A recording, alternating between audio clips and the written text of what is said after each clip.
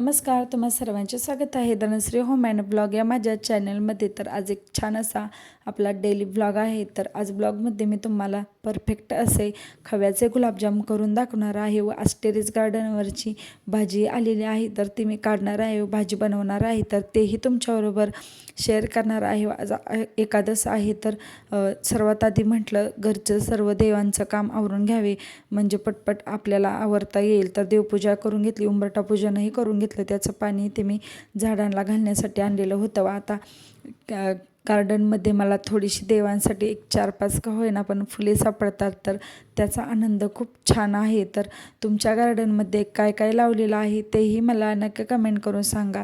तरी ते मला निशिगंधाचे फुलं आता संपलेले आहेत तर त्याची जी दांडे आहेत तर ते काढून टाकायची म्हणजे तिथून पुन्हा फुले येतात. तर गोकर्णाला या आता खूप छान अशी फुले येतात तर आता एक 4-5च सापडतात तर गावाला गेल्यामुळे तोडली नाहीत त्यामुळे वाळून गेलेली होती तर ते मी काढून टाकले म्हणजे त्याच्या शेंगा तयार होणार नाहीत व फुले आपली खूप छान अशी अजून लागतील. तर फक्त एवढीच फुले सापडलेली आहे पण तेवढ्याचं समाधान खूप आहे. तर मी अजूनही झाडे लावणार आहे तर मी हळूहळू तुमच्याबरोबर तेही शेअर करणार आहे. तर देवांना घालून घेतलेले होते व महादेवांना आहे तर ते गोकर्णाची फुले खूप आवडतात तर नक्की तुम्हीही वापरा.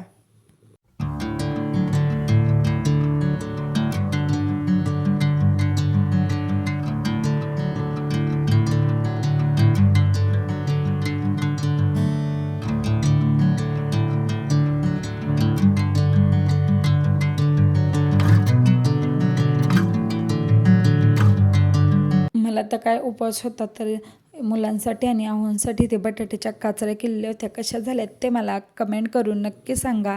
तर आता रेसिपीकडे वळूया. तर इथे आपण 1 किलो खव्याचे गुलाबजाम करण्यासाठी ते मी 1 किलो आहे ते साखर घेतलेली आहे. तुम्हाला थोडीशी कमी घ्यायची असेल तर तुम्ही 800-900 ग्रॅम घेऊ शकता पण 1 किलो घेतली तर भरपूर असा पाक होतो व एक अर्ध्याच्यावर थोडासा तांब्या आहे तर तेवढं पाणी टाकायचं म्हणजे पाक भरपूर होतो. आपले खव्याचे गुलाबजाम 1 किलोचे भरपूर असे होतात. तर मी हा फ्रीजमधून काढून घेतलेला आहे. तर खव्याची क्वालिटी घेताना खूप छान घ्यायची. तुम्हाला जिकडे माहिती आहे व जिथे व्यवस्थित असं मिळतं तिकडेच घेऊ शकता. पण मला तर आम्हाला गावाहून येताना मिळतो छान तर आम्ही आणलेला होता. वर 1 किलो खव्यासाठी ते मी एक ग्लास आहे तर मैदा घेतलेला आहे. पण मैदा आपल्याला प्रमाण माहिती असलं तरी सर्व टाकायचं नाही तर अर्धाच टाकलेला आहे व थोडीशी बेकिंग पावडर आहे तर ते घेतलेले आहे. सोडा टाकायचा नाही तर फक्त बेकिंग पावडर यामध्ये वापरायची. तर सर्व आहे तर ते व्यवस्थित असं मिक्स करून घ्यायचं.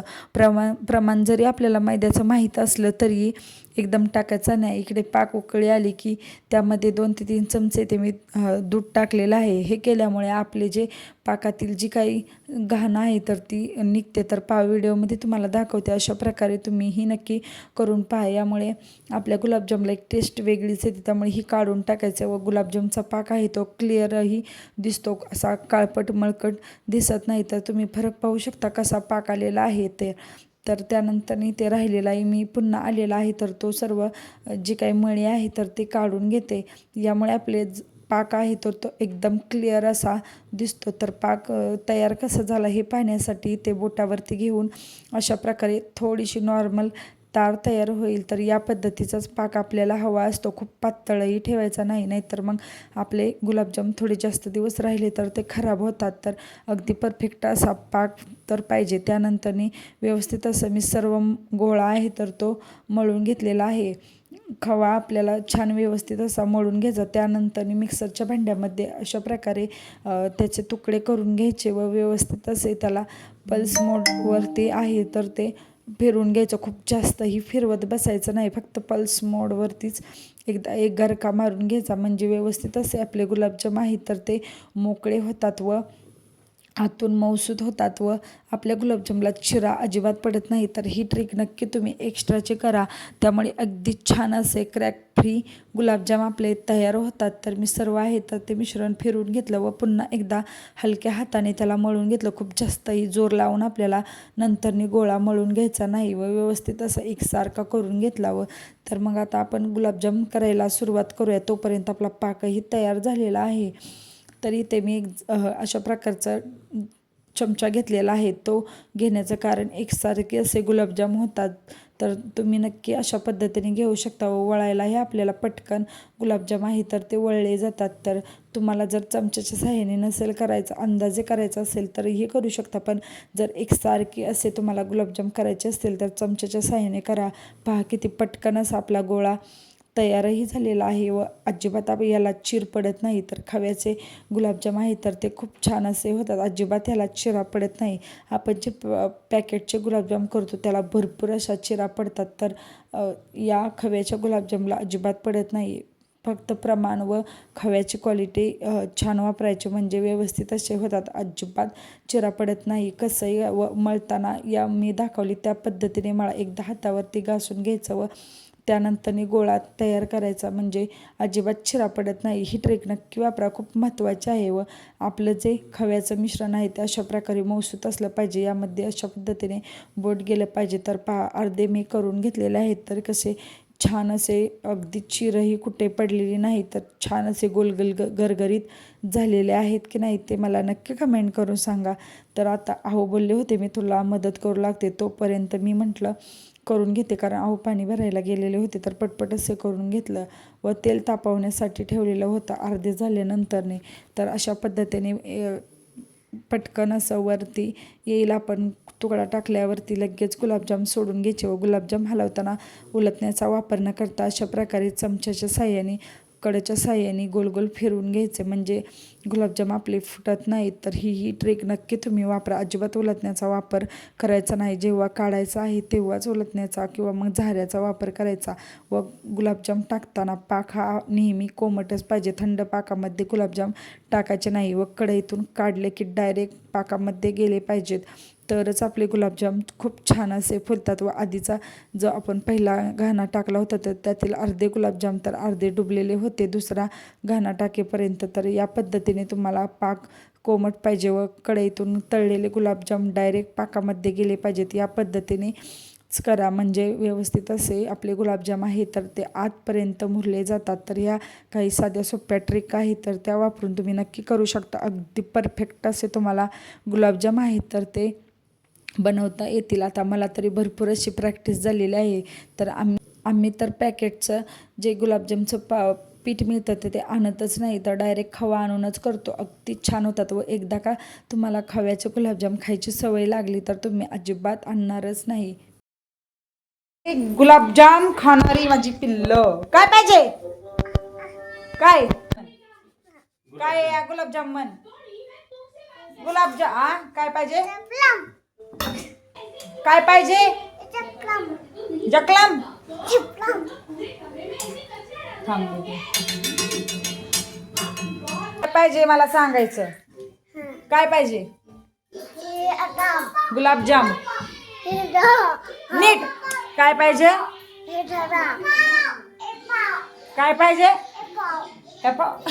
गुलाबजाम, गुलाबजाम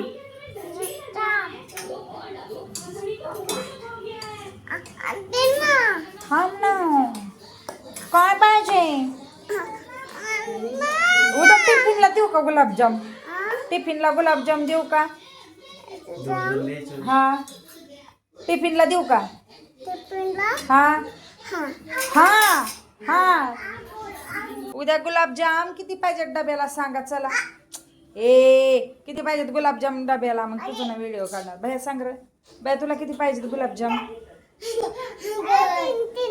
3 तुला तुला किती पाहिजेत गुलाबजाम, किती किती 3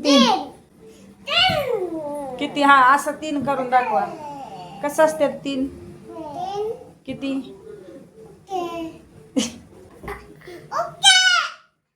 ओके वय. आणि त्यांनी बनवाय घेतल्यापासून 3 ते 4 वेळा भरपूर असे गुलाबजाम खाल्लेले होते. नंतर मीच दिले नाही. व पहा मी काम करताना अशा प्रकारे हे उद्योग करतात तर त्यांना बघतच मला काम करावं लागतं. तर मी तरी काळजी करून घेते, तरीही ते अशा प्रकारे उद्योग करतच राहतात. तर आता भाजी आणायला जाऊया. तर संध्याकाळी भाजी बनवायची होती तर मी दुपारीच आणायला गेलेली होते. पहा किती छान असे केमिकल फ्री आपली टेरेस गार्डनवरची किचन गार्डनमधील भाज्या आहे. तर तुम्ही तुमच्याकडे जर जागा असेल तर अशा पद्धतीने भाज्या लावू शकता. मी तर पहा ज्या पिशव्या असतात खताच्या त्यामध्येच लावलेल्या आहे. खूप छान अशी आलेली आहे. मी अजूनही लावणार आहे. यापुढे कोणत्या कोणत्या भाज्या निघेल किंवा मग तुम्हाला नक्की जर पाहायचं असेल तर मला नक्की कमेंट करून सांगा. मी तुम्हाला माझे किचन गार्डन आहे तर तेही दाखवेल. असंही व्हिडिओमध्ये तुम्हाला दिसतं पण डिटेलमध्ये नक्कीच दाखवेल. मी जे आपलं किचन वेस्ट आहे ते वापरूनही मी इथे झाडे लावते. खूप छान असे येतात. तर इथे मी चाकवतची भाजी आहे तर ती घेतलेली होती कारण मला टोमॅटोचं झाड मोठं करायचं होतं. या भाजीमुळे त्याला जरा हवा मिळत नव्हती तर ते मी मोकळं करून घेतलेलं होतं. त्यामुळे अगदी केमिकल फ्री विरहित आपली ही भाजी आहे तर खूप छान अशी चवीला लागते. तर इथे मी म्हटलं आता भाजी थोडी आहे मेथीची तर त्यासाठी डाळ आहे तर ती पटकन शिजण्यासाठी ते भिजत घालून ठेवलेली होती कारण मी नंतर करणार होती. तर आपली हिरवीगार अशी केमिकल फ्री भाजी आहे तर ती करणार आहे. तर खूप छान अशी चवीला झाली होती. या माझ्या मुलांनाही खूप आवडते. खूप आवडीने ते भाज्या खातात. तर त्याची चवच काय वेगळी लागते. तर नक्कीच तुम्हीही तुमच्याकडे जागा असेल तर ट्राय करून पाहावं. यांची लुडबुड सारखी मध्येच असते. तर मी काय करताना यांनाही बघायचं असतं किंवा मग काहीतरी करू लागायचं तरी असतं. उद्योगवाडी करायची त्यांना चालू असते. तर लसूण सोलत होते तर दादा लगेचच पळत आलेला होता कारण त्याला लसूण सोलायला भरपूरच आवडतं. याच्या आधीही व्हिडिओमध्ये मी तुम्हाला दाखवलेला आहे. व्हिडिओ चालू केला की कशा प्रकारे एक्सप्रेशन देत होता तो त्याला भरपूरच आवडतं. व त्यानं लवकर स्वयंपाक करून घेतलेला होता. आम्हाला या दोघांना कपडे आणायला जायचे होते स्कूलचे तर तेच आणण्यासाठी गेलेलो होतं. व वातावरण किती छान असं झालेलं आहे. तर त्यांची कपडे घेतलेले होते. भरपूर असा वेळ इथे गेला कारण हे दोघे खूप मस्ती करत होते. कपडेच घालून पाहत नव्हते कशा प्रकारे दिसतात किंवा मग साईज वगैरे चेकच करून देत नव्हते. घरी आल्यानंतर पप्पांनी टिफिन खाली ठेवला होता तर कशा प्रकारे त्याला त्याच्याच हातामध्ये अडकून घ्यायचा होता. तर हे त्यांचे उद्योग चालूच असतात. व जेवणामध्ये छान अशी केमिकल फ्री विरहित आपली मेथीची भाजी व चाकवताची पातळ भाजी असा आमचा आजचा बेत होता. कसा वाटला ते मला नक्की कमेंट करू सांगा. व खव्याचे गुलाबजामुन तुम्ही नक्की ट्राय करून पहा. खूप छान असे होतात. तर परफेक्ट असे होतात. तर नक्की तुम्ही या पद्धतीने यंदाच्या रक्षाबंधनला करून पाहावं. कसे झालेत ते मला सांगायला विसरू नका. आवडल्यास सबस्क्राईब करा. धन्यवाद.